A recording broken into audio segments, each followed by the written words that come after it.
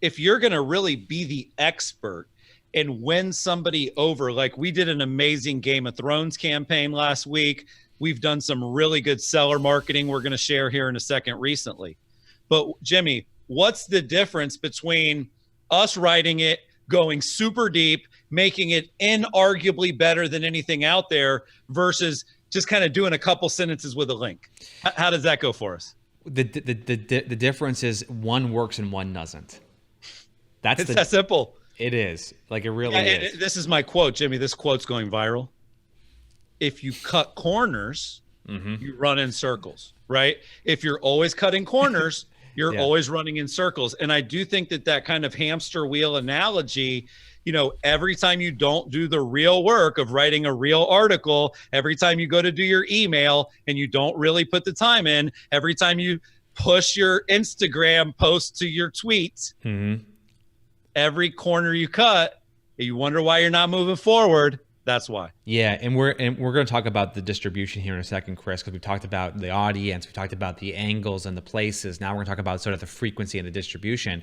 But one of the things I want everyone who's watching right now live and anyone who watches the replay look up, Rand Fishkin, one of the sort of godfathers of SEO, he had this wonderful thing he used to do for Moz on his Whiteboard Fridays, I think they were called. And he talked about the flywheel concept in marketing. And the flywheel concept, basically what it means is, and what it translates into, is that you want your marketing campaigns to build. So every investment you make in your marketing campaign yields better and better results. So if you were to say, write an email and your list size is only 100 people, well, that email is going to only have a certain amount of impact. Well, if your email list is 10,000 people, the same effort yields a 100x return. So this is what we think about when we think about marketing, Chris. We think about marketing that builds, marketing that's connected, marketing that's sort of like, we start to see how everything is sort of telling a story and there's a narrative. You can't do that if you are literally just throwing things out there in the moment because you have a little bit of free time to create something. So, Chris, this is a question that came up early. One of our longtime friends, Michelle Herndon, posted this in the water cooler channel. She said, how often should I be blogging?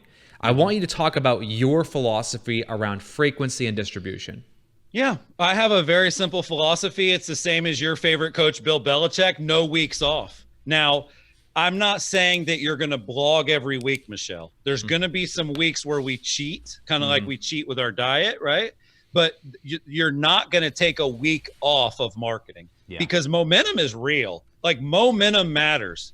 It is very difficult to build that momentum. And man, you can lose it really quick. Like, Jimmy, what happened when we took a couple months off of marketing, my friend? People forgot we existed, Chris. That hurt our ego. Honestly, it did.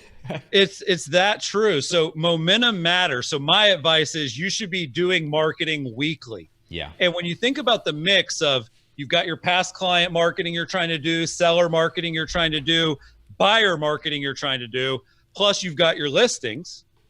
Well, what does that look like in the course of a perfect month? This is the ultimate digital marketing plan. Yeah. And so, Jimmy, here's where I think people will have a big epiphany today. 3 out of every 4 weeks, we are focused on sellers or past clients. 1 out of every 4 weeks, we go after buyers. But let me tell you why we don't go after buyers more. Because you're also going to go after buyers every time you have a listing, every time you have an open house, every time you actually have a coming soon. So to answer the question, Michelle, every week, we're executing real marketing, whether there's a listing or not. And a lot of the marketing is past client sphere and seller focused. But we're doing that balance because we know that when the listings come on, that's going to bulk up the buyer side anyway. Yeah. And that's typically what works really well on the buy side. So we go no weeks off. We go 2 to 3 weeks every month after sellers and past clients, 1 to 2 weeks a month after buyers. And then if we do want a week off, all we do is we remove the blog, right? We remove the in-depth long form piece of content. And we might just use like IDX search results, which we'll talk about in a second. We might actually just do an email. When we want a week off, you guys should write this down. ICYMI, ICYMI, ICYMI, in case you missed it. let me give you guys some breaking news.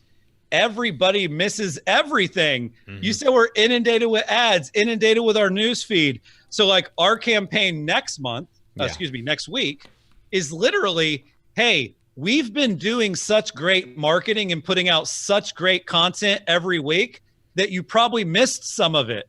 So if you want a week off, all you do is a recap and a roll up of the other great stuff you've been doing. Yeah. Now, when you're not doing anything, there's nothing to roll up or recap. But when you're consistent, like Jimmy, we used to do this, 5 articles about Facebook worth rereading. Yeah. Don't go past your content. Everybody, here's the thing, Jimmy, once you get to what we're talking about, executing good stuff weekly, a new problem is you don't get as much out of it as you could. So that's why like a recap email occasionally, a listicle recap, plus take your fresh new content and put it into your action plans and your drip emails. Yeah. If you've how many people have we met, Jimmy, that their follow-up drip campaigns never change?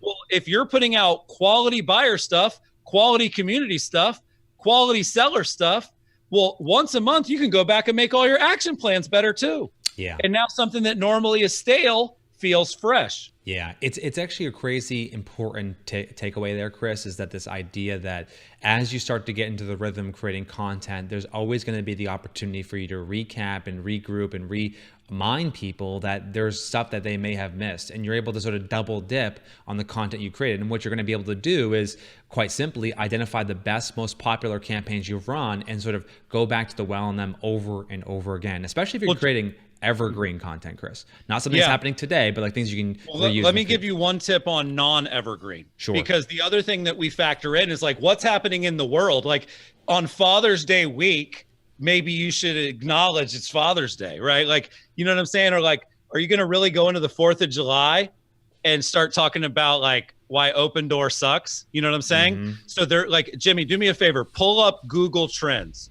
Sure. Because there's going to be what I call like holiday or event-based marketing. So the one we're working on right now is for Father's Day. Do a quick search here.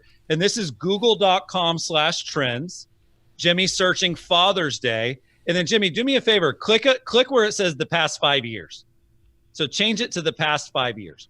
So what Google is showing us, guys, you can zoom in a little, Jimmy. They're showing us when are people searching for Father's Day. And see how it spikes literally every year. No one gives a shit about dads for like 11 and a half months of the year. Well, I mean, I think Mother's Day probably looks the same. But here's the point. If you're going to do a Father's Day marketing campaign, you don't want to do it at the peak of that spike. You want to do it as that wave starts to take off. So if you kind of hover over, Jimmy, it'll get you the granular data. You can start to see like, okay, May 10th through the 16th, people start to think about it. And then it gets into late May, right? And you can literally see like, when are the searches for the thing I want to write about peaking? One of our most read articles of all time was about where to go see Christmas lights in an area. One of our other ones was about where to go see fireworks. So when you're doing like time and date based marketing, I just wanted to point out that might not plug into your normal, like we do it every Tuesday. You might have to adjust it based on when people are looking for it through Google Trends.